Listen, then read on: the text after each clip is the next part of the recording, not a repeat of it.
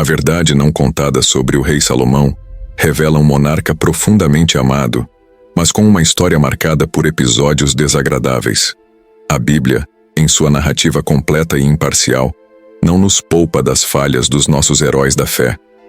É desafiador pensar nos reis lembrados com carinho sem incluir Salomão, que será eternamente recordado como o rei que amava a Deus a ponto de oferecer 1000 holocaustos, pedir sabedoria e brilhar com uma compreensão tão extraordinária que trouxe paz e pôs fim às guerras, conforme relatado no livro de 1 Reis, capítulo 3, versículos de 3 a 14. Salomão demonstrou seu amor pelo Senhor, seguindo as instruções de seu pai Davi. Ele ofereceu sacrifícios e queimou incenso nos lugares altos. O rei foi a Gibeão, o lugar alto mais importante, para oferecer sacrifícios. Lá, ele ofereceu 1000 holocaustos no altar. Naquela noite, o Senhor apareceu a Salomão em um sonho e disse: "Peça o que quiser, e eu lhe darei." Salomão respondeu: "Tu mostraste grande bondade ao teu servo, meu pai Davi, porque ele foi fiel, justo e reto de coração. Continuaste essa grande bondade, dando-lhe um filho para se assentar em seu trono. Agora, Senhor, meu Deus, fizeste teu servo rei em lugar de meu pai Davi. Mas eu sou apenas uma criança pequena e não sei como agir. Estou no meio do teu povo escolhido, um povo tão numeroso que não pode ser contado ou numerado. Dá, pois, ao teu servo um coração compreensivo para governar o teu povo e discernir entre o bem e o mal, pois quem pode governar este teu povo tão grande?" O Senhor ficou satisfeito com o pedido de Salomão e disse: "Já que pediste discernimento para administrar justiça e não pediste riquezas, longa vida ou a morte dos teus inimigos, farei o que pediste.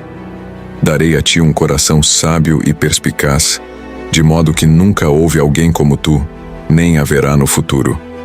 Além disso, concederei o que não pediste, riqueza e honra, para que durante tua vida não haja igual entre os reis. E se caminhares em obediência a mim, observando meus decretos e mandamentos como fez teu pai Davi, então te darei uma longa vida." Salomão tornou-se famoso por sua popularidade, devido à sua profunda sabedoria e soluções. Ele escreveu alguns dos livros mais conhecidos da Bíblia, como Eclesiastes, Cântico dos Cânticos e Provérbios repletos de sabedoria. Nos livros que escreveu, Salomão deixou um legado de palavras sábias, citações, canções e provérbios tão profundos que ainda hoje os estudamos. Entre essas pérolas de sabedoria, encontramos em Provérbios capítulo 5, versículos 1 e 2, um apelo à atenção e ao conhecimento. "Meu filho, presta atenção à minha sabedoria, inclina teu ouvido para as minhas palavras de discernimento, para que preserves a descrição e teus lábios guardem o conhecimento." E em Provérbios capítulo 9, versículo 10, lemos: "O temor do Senhor é o princípio da sabedoria, e o conhecimento do santo é entendimento." Em Eclesiastes, capítulo 3, versículos 1 e 11, Salomão reflete sobre o tempo e o propósito divino. "Tudo tem o seu tempo determinado, e há tempo para todo o propósito debaixo do céu. Ele fez tudo apropriado a seu tempo.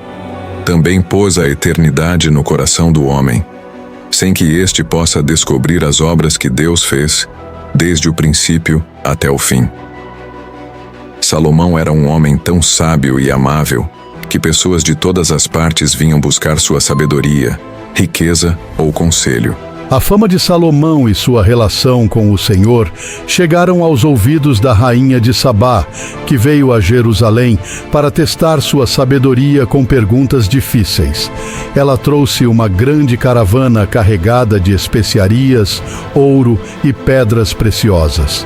Ao encontrar-se com Salomão, ela discutiu tudo o que tinha em mente. E o rei respondeu a todas as suas perguntas.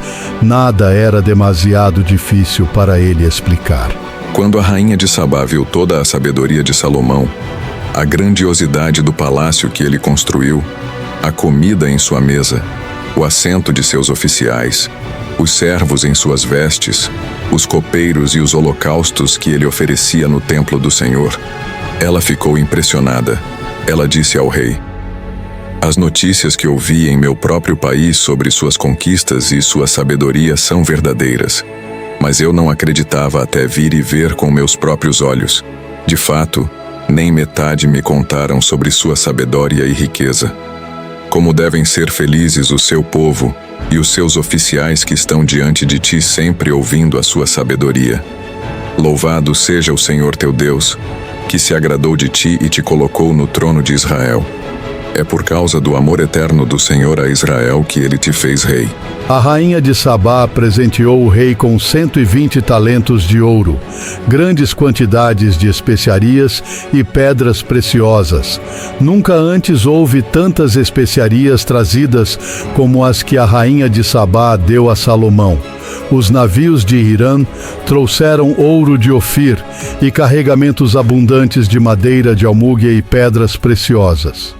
O rei utilizou a madeira de almúgue para fazer sustentáculos para o templo do Senhor e para o palácio real, além de fazer harpas e alaúdes para os músicos. Desde então nunca mais se viu tanta madeira de almúgue importada. O rei Salomão satisfez todos os desejos e pedidos da rainha de Sabá, além do que já havia dado generosamente de sua realeza. Então ela partiu, retornando com sua comitiva para seu próprio país.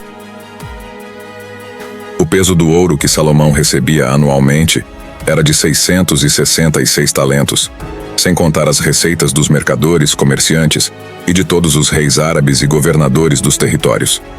O rei Salomão fez 200 grandes escudos de ouro martelado, com 600 ciclos de ouro em cada escudo.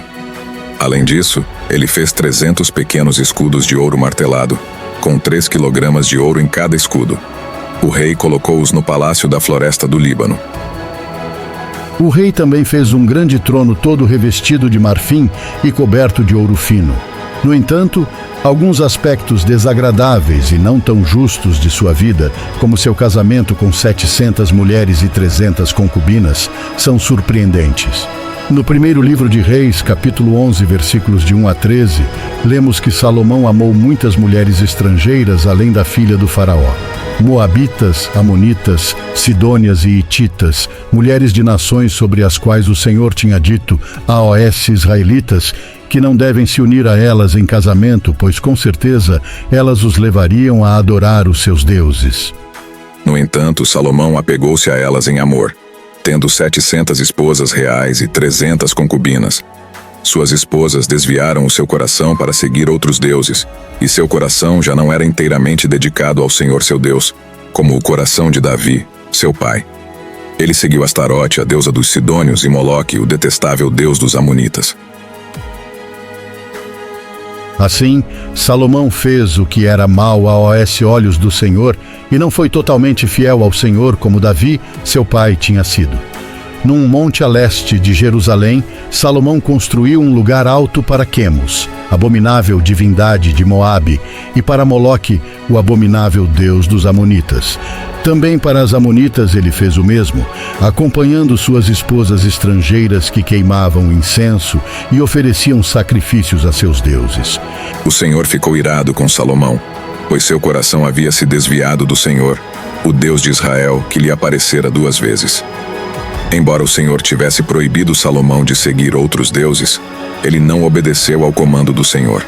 Então, o Senhor disse a Salomão: já que essa é a sua atitude e você não manteve a minha aliança e os meus mandamentos que lhe ordenei, certamente arrancarei o reino de suas mãos e o darei a um dos seus servos. Contudo, por amor a Davi, seu pai, não farei isso durante a sua vida.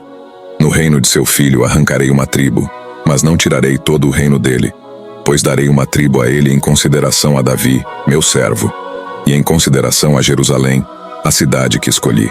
Atualmente, a luxúria, a fraqueza e a falta de disciplina em relação às suas relações com mulheres fizeram com que Deus se afastasse dele até que ele perdesse quase tudo que possuía.